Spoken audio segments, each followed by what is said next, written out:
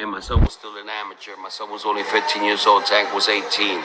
And anybody that wants to see that sparring match, man, they could go to YouTube and put Teofimo Lopez against Tank, and you'll see the video. To me, he outworked in boxing. The way to beat Tank, you gotta box him. You gotta box him. You gotta be, Tank is scared of the boxers. He's scared of the guys that know how to box.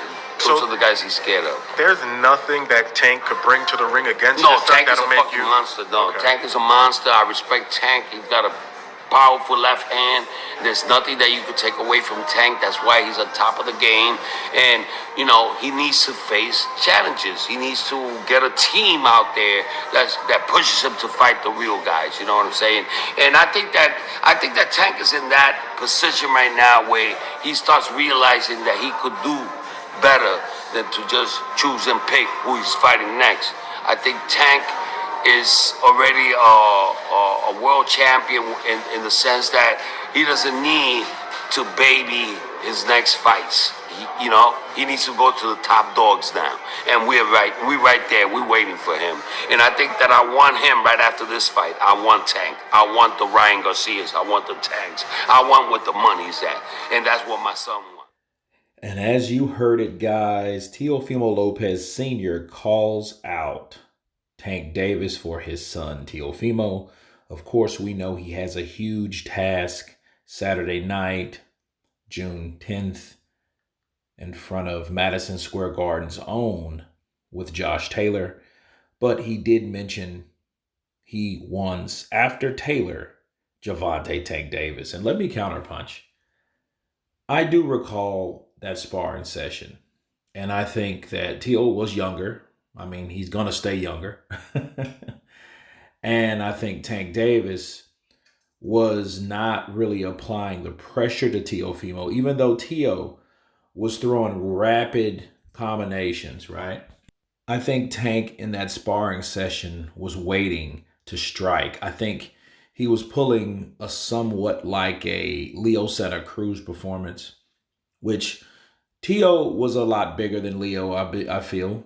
And I think he had more firepower, but Tank wasn't bothered by Teofimo. Now, of course, this is sparring, so things get a little controlled, which in that sparring session, it did get out of hand a little bit. But nonetheless, all these guys are in the same division. And if Teofimo beats Josh Taylor, I think that would be more an incentive for Gervonta to take on Teofimo, because Teofimo has got his stripes back. Okay. Yeah, you took out Loma, you got beat by Cambosos, but now you win a couple at 140 and you take out another top dog at 140.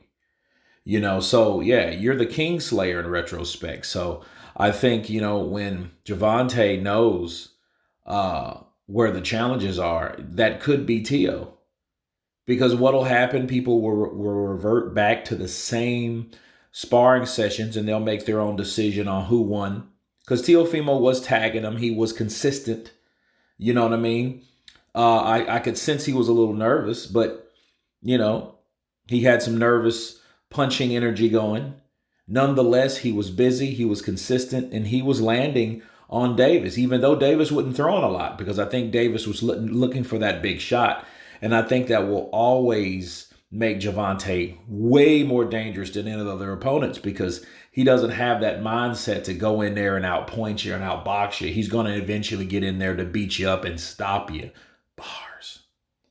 So, yeah, it sounds heroic. And if Teofimo Lopez beats Josh Taylor and he calls out Gervonta Tank Davis, this is a guy that you cannot deny, bars, that wants all the smoke.